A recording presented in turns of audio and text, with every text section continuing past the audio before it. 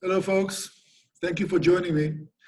We have another session of our virtual tour that will take us today to a place which is not visited that much because it's off the beaten path, as they say, basically. But it's a very important location, and that will be the site of Beersheba. So when we go to a place like Beersheba, you need to understand what is it that we are visiting, basically. And what we are visiting will be a place that was a central location back in the biblical days, a place which is mentioned in the Bible quite often, although sometimes symbolically. When you read the term from Dan to Beersheba, the Bible has full of those terms in it. Basically describes the heartland of the land of Israel, the land of the tribes of Israel. And therefore the term from Dan to Beersheba is also used after the northern kingdom, and then when it's his territory, had basically perished or destroyed and conquered by the Assyrians. But still, the term from Dan to Beersheba is describing the northern border and the southern border of the land of Israel. It's interesting to note because some kings conquered areas that were far beyond Dan and Beersheba. They never colonized it. They never tried to send their own citizens to build communities, Hebrew communities in northern Syria, for example, that David had occupied at least for a while. And even when David sends Joab to counter the fighting men, he gives them a very clear order: count the people from Dan to Beersheba. And therefore, that term is not only symbolic, it shows the reality of what was people's mindset. Where is the homeland of the Israelites? And that will be from Dan to Beersheba, although you read about the days of Joshua and the land that Joshua was supposed to conquer, it covers the largest area.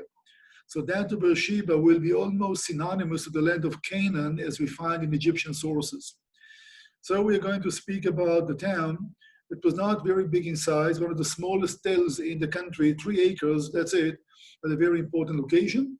It was added by UNESCO to be part of the sites of World Heritage, and for a good reason. So before further ado, let's go to the format that you know so well by now. Going to use the presentation. I'll try to fit in some video segments, always a challenge, but we'll do the best. And let's try with what you know so well by now. And that will be the presentation. And we'll bring up the slides and we go step by step in order to tell you or take you virtually, so to speak, to a very important location, the location of Beersheba.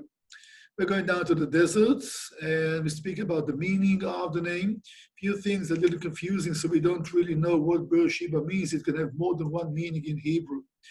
Speaking about the time frame, we're going to speak about an era that will take us back to the days of the monarchy in Judea, maybe a little further to the days of the judges, because when Samuel was a judge, the Bible says, or Samuel was a prophet, and the judge as well, the Bible said that his sons, Joel and Abihu, lived and were judges in Beersheba. So Beersheba was a town long before the days of the monarchy, and from the whole rich history of the site today represents a location from the 8th century BCE, which means the days of King Hezekiah. The whole city was built as one unit, one complex, and not section by section. And you can easily see the fine planning of town, how it was designed, and what was the purpose of it. Let me say that when you speak about a place down in the desert, let me bring up the map just to show you where the town is located. This will be the location of Beersheba. And when you bring up the international highways, you can see that the road, which is marked in yellow, is going parallel to the King's Highway, but it's on the mountains. The King's Highway, the main trade route, always went along the coast. Through that, the Via Maris, the way of the sea, the King's Highway went on the mountains on the other side, but these were heights. So once you climb to this elevation, you maintain the same elevation, give or take, all your way to Damascus in this case. But there was a local road used by the locals that chose not to mingle that much with the international caravans going along the main route, and that will be what we call today the way of the patriarchs. When you speak about the days of our patriarchs and you read the locations which are covered there, 95% of them will take you to one road, which was going along the mountains, from the mountains of Judea into the mountains of Samaria, connecting two international highways. Starts at Beersheba and ends basically in the plains of Armageddon, very close to Jericho. These will be the plains of Armageddon. And therefore, if you're coming from a place like Egypt and your destination is the heartland of Israel, places like Salem, I mentioned that name in purpose because speaking about the days of Abraham, which is connected to Beersheba, this was the name of town here, the town of Melchizedek, but later on Jerusalem as well. If your destination is the heartland of Israel, the easiest for you is to come through Beersheba. That would be the gateway to the kingdom of the Hebrews, the kingdom of the Israelites, for anybody coming from south. Further south than here, we speak about a desert. There's absolutely nothing there. Living is impossible, and therefore this is marking the land for the civilized world, so to speak, while there was absolutely nothing south of Beersheba. Let me also explain. When the Bible speaks about Beersheba in the days of Abraham, there was no town, most likely. We speak about a place that was rich with water, if you know how to dig wells. It was a place for the nomads to get together, at least for a season. And if you had a good rainy year, you can even have some very simple, primitive agriculture. So you do speak about the gathering location for the local tribes before it was really a town. And the Bible speaks about Beersheba in a few places, and the meaning of the name can be one of the two. It's either the place of the 7 wells, as the Bible tells us in Genesis, when Abraham dug those wells after the quarrel that he had with Abimelech. It can also mean the well of the oath, or the place where 2 parties took an oath by, which is also going back to the days of Abraham and Abimelech. So Beersheba can mean 2 things. Number 1, the place of the 7 wells, or the well that we took an oath by, which means to bring a situation of war and conflict to an end and live peacefully by sharing water. Water was always the main consideration in the desert, and therefore most of the debates and most of the conflicts between the nomads and the city folks were basically fighting for water, and Beersheba is a good example. You also need to understand that living in such conditions like in Beersheba, somebody has to sponsor the city, somebody has to support the city. If you build a town in such an area and you need to face 1 or 2 years of drought and famine, you will not survive. And therefore, if you want to initiate such a project of building a town, you also need to be prepared to support it if there is a year of famine, which means it has to be a royal effort. It has to be more than just a group of people building a town to live in a place. There's no guarantee you can survive a year of drought. So when Beersheba existed as a town, it was always with the sponsorship and the blessing, if you wish, of the central authorities, in most cases located in Jerusalem. That will include every town that was built in the desert. You have to make sure that if something happens and the locals are facing famine, facing drought, they should be able to live. And that would only be possible if the central authorities had an interest to support such a location. So the map is always important to understand, and that will be the southern gateway to the land of Canaan, if you wish, if your destination are the mountains. If you're just passing by and you're going to take this highway to go all the way to Mesopotamia, then you really ignore this road. This was only be used by people that wanted to go up into the hills. It's not an easy climb. And when we have the Egyptian records about them invading Canaan, very seldom we find them on the mountains. You try to avoid it. Having an army based on war chariots, the last thing that you want is to lead such an army into a mountainous area. And the Egyptians showed little interest in what happened in this area, as long as the loyal city-states or the local city-states were loyal. If they had to punish somebody, reluctantly they would go into the hills. But the only thing they cared would be the international trade route. And as long as this one was safe and secured, they cared very, very little about what happened on the mountains of Canaan. Beersheba in the Bible, you find it quite a lot, and here are some examples, even without the references, sorry about that, but you do see that in many places, Dan to Beersheba, Dan to Beersheba.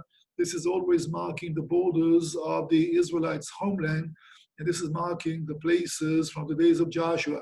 Although Joshua was commanded to conquer a country larger than those sizes, that's how it ended up, and until the days of David, not all the land was conquered.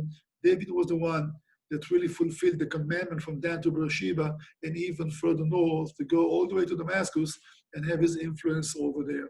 So when you read this term, Dan to Beersheba, is very important because that's, again, this is the area that what the Bible speaks about. That's what things happen between those 2 locations. Beersheba in the Bible, as we said, it mentions in few places. It is connected to the days of Abraham and the days of Isaac and the days of Jacob. And just some examples, on your way to Egypt, as you would go in days of famine, you have to go through Beersheba. And the Bible tells us about Abraham at least once going down to Egypt and coming back from Egypt, and he's wealthy and he's heavy with livestock. He would settle around Beersheba. From Beersheba, he basically took Isaac, his son, and went on to Moriah. The Bible doesn't say that. The Bible says that they came from Moriah back to Beersheba, but the Bible tells us they lived in the area. A chapter earlier, that's where Abraham sent Hagar and Ishmael into the desert, and you all remember this episode from Genesis 21. We also told that when the prophet Elijah had to flee from Jezebel on his way to Mount Horeb, he's going through Beersheba. The sons of Samuel were judges in Beersheba. Isaac also digs a well in Beersheba. So Beersheba is a place in the desert, but a place that had enough water, although it was seasonal, to be an attraction to all the nomads in the area. And since it's not on the mountains, but the gateway to the mountains, you have some mingling with people who live nearby, like the Philistines, and that's the encounter the Bible speaks about with Abimelech. Twice Abimelech is mentioned, maybe not the same Abimelech. Abimelech has to be a generic name like Pharaoh, like Herod, and therefore the two Abimelechs, the first one mentioned in the days of Abraham, and the second one, the days of Isaac, lived in the same area, the kings of the Philistines, but we speak about different individuals, but everything is connected to Beersheba. Isaac lived most of his life in this area. Isaac was not wandering that much along the road of the patriarchs, and the Bible doesn't give us much information. What the Bible does tell us happened in a small geographical area, and most of it around Beersheba. So this is Beersheba in the scriptures, and let's take an aerial view to look at this town from above. And as I said, what they basically were stopping in, excavating, and did some reconstructions, is the town from the days of King Hezekiah. We know that beyond any doubt because they found an altar in Beersheba that was dismantled to pieces. They found them stone by stone. That means that it indicates some kind of a reform that took place around the kingdom. We do know the two kings led to massive reform and destruction of high places, places of pagan worship. One was Hezekiah, second one was Josiah. So archaeologists believe that this town was built by King Hezekiah. And once again, it was not a city to attract people. It was basically a government center, if you wish, inhabited by state officials. And we can prove that from what was found, the way that the plan was, the town was basically planned, and the fact that there was no civilian quarters here, and those that we have, about 400 people or so, were very nicely arranged, the same standard of living. So we do know that this place was planned in one project and was erected in one time on top of more ancient civilizations. But this is a town from the days of King Hezekiah. So what we see here basically will be a few key locations that we are going to focus on in just a minute. Well, Beersheba is a very small location, as I just mentioned to you. And this slide is basically covering what I just said. And let's just read that if you want to pay some more attention to that. And therefore, when you build such a place, you need to consider it as a central location to give services to the locals. Yes, there were some small towns in the area, but most of the people that wandered through this area were tribes of nomads that were under the custody of the Israelite kingdom. Maybe some of the Israelites also lived a nomadic way of life. For that reason, for example, they left the well, which was one of two water systems outside the city walls. You usually don't do that. You want to protect your water source, and you build the well inside, or you dig it inside, not in this case. In this case, they want to encourage people from the area to come and use that water source so they can register them, they can tax them if necessary, they can control them. So Beersheba was not just a city, it was a royal center that was built to provide services, collect taxes, for example, and to have the military presence right on the southern line of the kingdom. We found absolutely nothing there to indicate an army base. We did not find any chariot town in this area, but we found the storehouses, and in the storehouses, some of the jars contained the inscription for the king, or to the king, and this is an indication of a royal estate and a place which is officially supported by the monarchy, and including provisions to the army garrison that was stationed in the area. So that was the whole purpose behind Beersheba in that particular stage that we are talking about. Of course, it was a marketplace as well, and people that came to buy, sell could do that in the market of Beersheba. And of course, if you do it inside a city, every transaction is recorded. Of course, you can tax those transactions. And for that reason, there was an altar as well. In the days of King Josiah, the Bible speaks about the altars at the gates. And once again, if you want to provide an opportunity for the people who are in the area to offer their offerings and sacrifices, you don't take them into the central part of town. They can do that at the gatehouse that served as a center for more than just an opening in the wall to let people in and out. So once again, back to this diagram, let's speak about the main place that we're going to speak about. Number one, there will be the gatehouse. And the gatehouse was not just this, the whole complex was a gatehouse. And that space, it would be the marketplace. There was an outer entrance, there would be an inner entrance. That will be the place for the city magistrates. And we're going to have a closer look at it. And I can tell you beyond any doubt that maybe the sons of Samuel were seated right here and judging the people. They provided wrong judgment, as you all remember. For that reason, people are complaining to Samuel that his sons are not good enough to replace the father. So that will happen in the inner gate. So people could come from outside. If you need some water, it's outside the walls, free to use. If you want to do some business, the marketplace is over here. If you have an issue with somebody in the near town, you bring it with you, and that's where you will have the judgment will be judged by the city magistrates that provided this service as well. This will be the residences for those state officials. There was a storeroom section, and above all was the water system. This one was within the city. So if the city came under an attack or under a siege, they would use this one and not the one that was outside. If an enemy was approaching, they had to somehow close it up or seal it up or camouflage it. But we don't know about such an incident until the conquest of Beersheba by the Babylonians, 587, 586 BC. So that's how the town looked like. And you do see how small and compact it is. And it was a whole central planning when the town was built. So it's easy for us today to understand what were these patterns that the town was built after. We speak about the gate, and the gate, of course, was the most important part of town, not just because that's where the people met and mingled with one another. It was basically everything. The gatehouse was the central location to every judicial interaction, every commercial, every social, everything happened at the gatehouse. In the case of Beersheba, that was a special case because that was, again, a place provided by the state and therefore open to everybody. But in other locations as well, when you speak about cities that are built in layers, one above the other, the top is so crowded by homes and facilities, there's no room for any kind of interaction, simply geographically. And therefore, the center of town, not the geographical center, will be the gate. The Bible tells us about so many events that took place at the gatehouse. Give you some examples in a minute. Let me try to bring up one of those videos that we're using every now and then, and let's see if we can make it work. Sometimes it's a little challenge and takes a while. Well, you can basically follow on your screen and see all of my secrets. Let's see how we can make it work. Should work, just bear with me for a minute or two, and we'll see if we can make it work. Sometimes it's a challenge.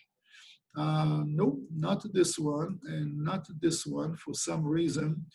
Let's see if I can do that, and then share again and bring it up from over here. That should be working. Yes, it does. So enjoy.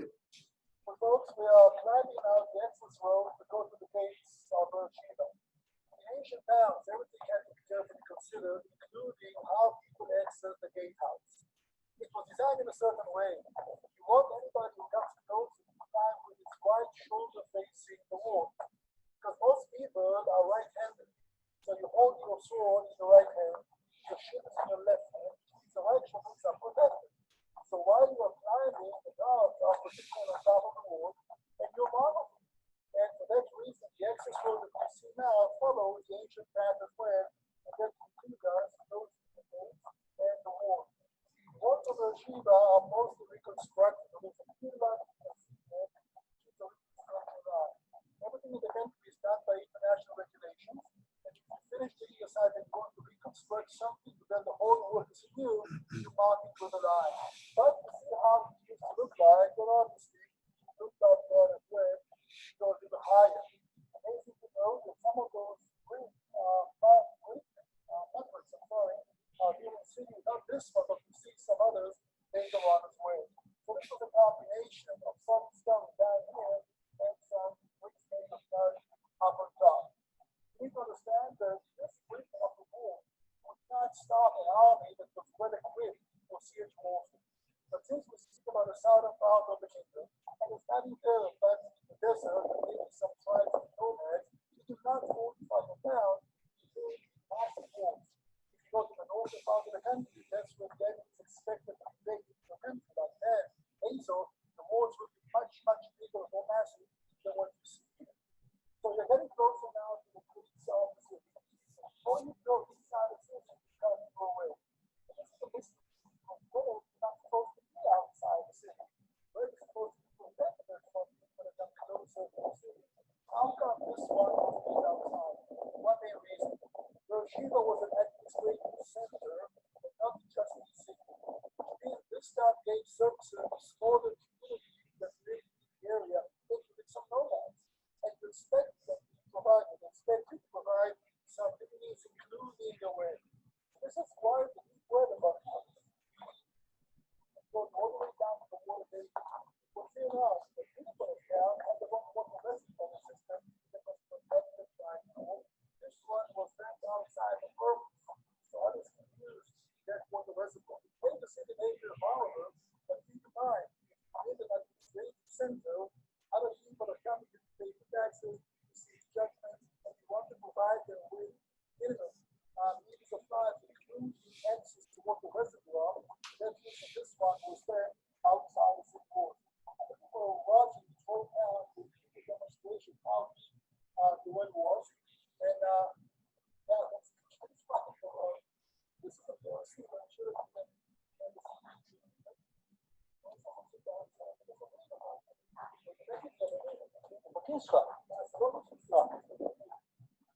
For me to be a little quiet, but just for a walk, and something, but then you be able to do that.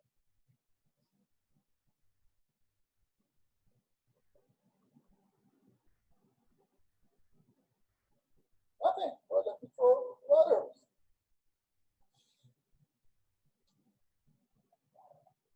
Yeah, well, took some seconds. I did it down to the bottom. What this is it about the wedding here? By the way, when you dig, you need to understand. You have to support the walls so nothing can collapse and bury you under it. Look at the effort that went down here just to carve out those mountains and place them so close one above the other, just to go as deep as it needs to get to the water table. Another system, the system collects rainfall. This is a way, which means you need to go down to the end of there, and usually you find water rolling around. Systems, vinegar, gets water with the rains. Okay, maybe that did the job. The Hebrew that you that you heard me using along the video, I was looking for a rock to throw down to the bottom of the well, and I was asking the cameraman to give me one, although I took some of it in my pockets. I just forgot about it. Anyhow, the idea was to show you the area of the gate complex. I know the volume might have been a little low, but again, these are some of the technological challenges that we are facing with the limited equipment that I'm using and I had. Let's go back therefore to the presentation and see how can we make some progress. So we went through the gatehouse now, and that will take us inside the city, and inside the city will be the chambers for the guards and for the city magistrates as well. This is only one of the 4 rooms. The gate was made of 2 rooms on each side of the access road, and this is only one of them. The line of reconstruction is someplace around here. So this section will be all genuine. You do see that these are benches, and they were plastered with a very primitive plaster maybe, but we know that beyond any doubt. That's where the city judges, the city magistrates used to sit and judge the people, because keep in mind, judgment has to be not only done, but also had to be seen. And therefore executing kind of a penalty that was given to somebody, judging somebody. Everything that happened in the city happened at the gatehouses area. Let me give you just some examples. Even speaking about the city of refuge, which does not appear here, in a town of refuge, everything, all the interaction should take place at the gate of the city. So the city elders can decide do they want to take the person in, yes or no. It was open to everybody. Nothing was done in secret. Everybody could come and attend and to see how the law was working basically, and how the laws of the Torah are executed, and if punishment was executed, it will be down at the gatehouse. For example, all right, if there was an issue with the family with just a young couple just got married, and the groom is bringing accusation that the bride was not virgin, and you have to prove it one way or the other, and there was a whole procedure behind it, which I'll spare you the details. So think how embarrassing that can be. But everything had to be done at the gatehouse because the law of the Torah is serving everybody, and everybody has to see how justice is done. Even today, by the way, there is a tradition in the Jewish world about somebody that had a brother who was married and the brother died. And if you're not a married man, it's your obligation to marry your sister-in-law. If you refuse to do so, there was a whole procedure to get out of that deal. But again, everything had to be done in front of everybody. Keep in mind, back then, you would not write down and publish the law on the web or in newspapers. So the way to publish the law and to know that justice was done had to take care in the area. Think about prophets, for example, but they wanted to deliver a message. How would they do that? I mean, that had to be a very frustrating position to have, to be a prophet that nobody is willing to listen to you. Well, who will be interested to hear that destruction is coming and you're disobedient? Where did they do that? Not in the central marketplace. The prophet used to go to the town's gate and he would deliver his messages at the gate of the town. That's where everybody was gathering, not just the city people, people that came from outside as well. So the main square, if you wish, was either outside the gate or inside the gatehouse, and that was the hustle and bustle of all the activity. Look at this one, for example. The psalmist is complaining that I'm being mocked by people that sit at the gate, which means even those nobodies who are gathering at the gate, not the city judges, but nobodies as well, they're actually mocking me. So once again, the gate played a very important role in the daily life of the locals. So that's how the gatehouse used to look like, and of course the marketplace as well. An altar was found in Beersheba. This is a reconstruction of it, not in that condition, but in the excavations they could find within the walls made of mud bricks, they could find some stones as well that are very nicely carved, as you can see. Well, a stone like this can be used for anything. But a stone shaped like this and all four were found, well, this can only mean one thing, and that would be the horns of the altar. And therefore there was an altar in Beersheba, which was about half of the size of the altar that the Bible speaks about to prepare for the tabernacle and therefore the temple. But the question is, how come it was found in pieces, dismantled, and not in one piece? Well, that will lead us most likely to the reforms the king Hezekiah had conducted. The Bible tells us he was destroying high places all around the country. Some of them were built like that. And look what a great quality of stones you have. Why not reuse them? And therefore, that will lead us back to the 8th century BC. King Hezekiah was king between 727 to 698, all BC. And he was the one that led to this massive reform. And most likely, this whole altar was destroyed in the days of King Hezekiah. And they used those stones and basically use them to build the storehouses and other parts of town as well. It's interesting to know that this altar basically is not built by biblical criteria, because the Bible says very clearly that the altar, all right, should be used by stones which are not cut by any tool made of iron, which means that this was built not according to the biblical protocol. It was smaller than the biblical altar, and therefore this one was used for idol worship, even if they used it to make offering to the God of Israel as they did in Dan.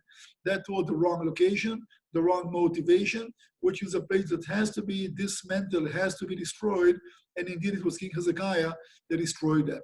But read the prophet Amos, right? And Amos prophesies to the northern kingdom of Israel before the days of King Hezekiah, and he speaks about places of idol worship. He mentions Bethel. We know for a fact there was one there for the days of King Jeroboam.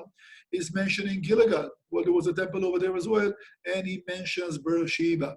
So Beersheba was known in the days of Amos as a place of idol worship. Why finding an altar here? Well, we speak about the borders of the kingdom. The mindset of today will not be the same. Let me try to share that with you. We do know that when King Jeroboam built two temples and two altars to mark the borders of the kingdom, one was in Dan and one was in Bethel. The mindset of people back then was that God is a national God. He's protecting a certain nation and limited to a certain territory. Today, we have a totally different view about God who sovereigns over all the universe, but that was not the idea back then. Because if God is sovereign everywhere, that means that he's protecting foreign nations as well, who are our enemies. So how do we consider him to be a God of a nation? Some of you may recall that when the Syrians are losing a battle to King Ahab, they'll turn to each other to say, well, we fought on the mountains. That's where their God reigns, we'll surely lose. If we lure them down to the valleys where our God reigns, we'll surely win. So that will be the mindset back then that we no longer share today, that God, if he's a God of a nation, he has to be limited to the nation's territory, and you want to mark the land of this God, or this deity, in this case, the God of Israel, by building temples. That was by violating biblical protocol big time, but that would be the mindset back then. And for that reason, King Jeroboam built temples to mark the borders of his kingdom. And so did other kings as well. It's interesting to find one in Dan, one in Beersheba, one in Gilgal, and excavations had found one in the town of Dor, which is right on the Mediterranean. These are the four corners of the country: north, south, east, and west. So maybe that's all part of this concept of marking the territory where God is reigning. And for that reason, the temple was built in Beersheba as well, that the prophet Amos is mentioning. So this is the story behind the altar, and maybe it was in the gatehouse. We spoke about altars that were built in the gatehouses. It's small enough to be located in the gatehouse. If there was indeed another altar for the city center, it has to be bigger than this one. So we do not know the details, but we do know beyond any doubt what that structure was serving for. And the original pieces were found in the Israel Museum today. This is only a replica. What makes it so important is that many of them are found, not all the stones, and of course the 3 stones in perfect condition and one that was broken. If you find anything shaped like that, it can only mean one thing. Where else you would use a stone with a shape like that, and that will be the horns of the altar. Storehouses, that will be the central of everything basically, because that's what kept the whole town alive. And maybe also some of the army troops that patrol the area, that will be the center of their provisions. Not very big, about 600 square meters. Oh, you do the math in times 9, all right? So 600 times 9, that will take us to, come on, help me out, 54, right? 5,400 square feet. But again, small number of people lived in the area, and that was enough to sustain them. And of course, they kept carrying food from places around the area, but it wasn't just for the locals. This was basically an arsenal, maybe some weapons as well, in order to keep the whole front line of the kingdom to the southern area. Look at what good condition some of the jars were found. And in some of them, you will have the inscription that says, to the king or for the king. So what you contain, what you store in such jars, basically will be grain, will be a lot of dry fruit, will be olive oil, of course, and wine as well. And that's what was found in the storehouses in a relatively good condition. Keep in mind, the whole town was destroyed, was set on fire. So to be able to find that so many centuries later will show you that it was not a complete destruction, and how much efforts were dedicated by the central authorities just to supply such a town so far away from Jerusalem to make sure that there is a presence of sovereignty of the monarchy right on the border. The most important part, as always, will be the water system. Well, we spoke about the well. The well was outside the city walls to be used by anybody that wanted, basically. But what happens if an enemy is approaching and you need to seal the gates and you need to have your own water system? For that reason, the locals dug another one. It wasn't a local initiative. We speak about an effort that was conducted by the monarchy. And since we speak about the days of King Hezekiah, that will help us to understand how did they do that. Keep in mind that Hezekiah's engineers dug a system in Jerusalem, Hezekiah's tunnel, And this is the most ancient system, which is really sophisticated, found in the country to carry water from a spring through a tunnel into another destination. So the knowledge was there. And we can easily conclude that the same builders or the same engineer maybe that designed and built the tunnel in Jerusalem was also employed here to prepare Beersheba for siege, because few things we do not fully understand. We always said that the Greeks and the Romans brought the knowledge of aqueducts to the country. Apparently, the locals were quite sophisticated long before the days of Greece or the days of Rome. So we have lots of questions that we do not fully understand. This water system was basically filled not with rainwater that fell on Beersheba, not enough rain falls on top of Beersheba, although the whole site looks almost like a natural bowl shape, and since it contains a lot of clay, if you had water of rain that fell on Beersheba proper, but it's only 3 acres and not a large catchment area, some of it will flow down into one reservoir to fill up maybe the cistern which is over here. But the system was much bigger. Now they found an open canal that used to carry water. Well, this is really mind-blowing, because that means that nearly 3,000 years ago, people could understand the idea of not sea level, but relative height. What they did basically is going up along the Hebron Brook, and this is one of the main water carriers seasonally in the area. It's coming from Hebron, and Hebron is close to 3,500 feet above sea level, which means snow falls in Hebron every year. When the snow melts, it goes down into the Hebron ravine. So in a certain season, they had to know how high to catch the water from the Hebron Brook, how to design a water carrier to carry through hills and valleys, etc. And how do you design a very gentle slope so the water would not flow too fast, and to carry it from a place far away to fill up those systems. Today it looks like, well, no big deal. It was a huge deal. And we do not know today exactly how they did that. Keep in mind, you don't even have an eye contact between Beersheba and the beginning of the system. So people need to understand how high we are in that specific location to carry water from here, and how to divert the water from the creek into a canal. And this canal was, some of it was covered. You have to punch some piers for ventilation and to try to balance the water pressure. And then the water is carried, and this canal is meandering just to maintain a certain slope. This is a very high level of water engineering. So we do not understand exactly how they were able to do that. We have many questions about the one in Jerusalem as well. But it's interesting to know that both projects were carried out in the days of King Hezekiah, and we do not know who were the genius to do that, but it was done. And it's still standing today in Jerusalem, still carrying water from the spring. The spring still flows. Here in Beersheba, of course, most of this canal was destroyed, but you do understand that was the weak point of the town as well. Because if anybody found this canal basically to cut off the water reservoir, which means that you had to make sure that this system is full of water. And I would not be surprised if the local inhabitants would use the well for the daily purposes, just to make sure that the system has enough water in case of a siege. So just a little background to show you how it used to work. This is the canal that carried water from the Hebron Brook. We don't know how long it was. And he carried it into 4 cisterns, all right, these 2 and 3. And again, when everything was filled with water, 700 cubits, that's a lot of water to sustain a small population that Beersheba had back then. Well, this was basically it for today. Let me go back for just a minute to go back to the one, kind of bring it to conclusion. So forgive me for doing that, but here is the one. So once again, we speak about a small town altogether.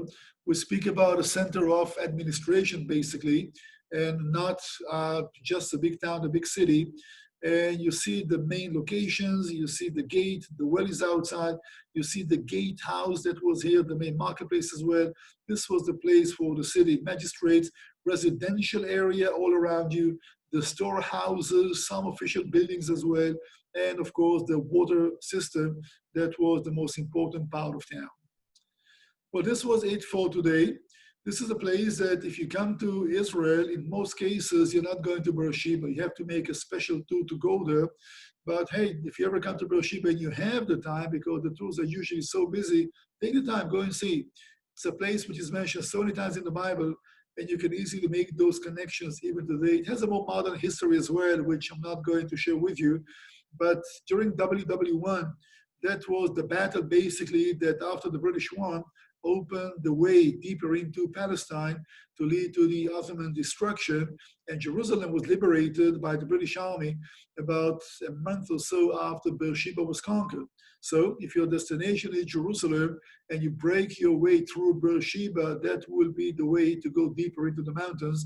But this is something which is not connected to the biblical part of Beersheba. So thank you for being with me. I hope that you were blessed by the information. I hope that you learned something new. There's a lot of information you can also read about Beersheba. This is only to give you the basics to understand why the place was so important. Till then, may the God of Israel richly bless you.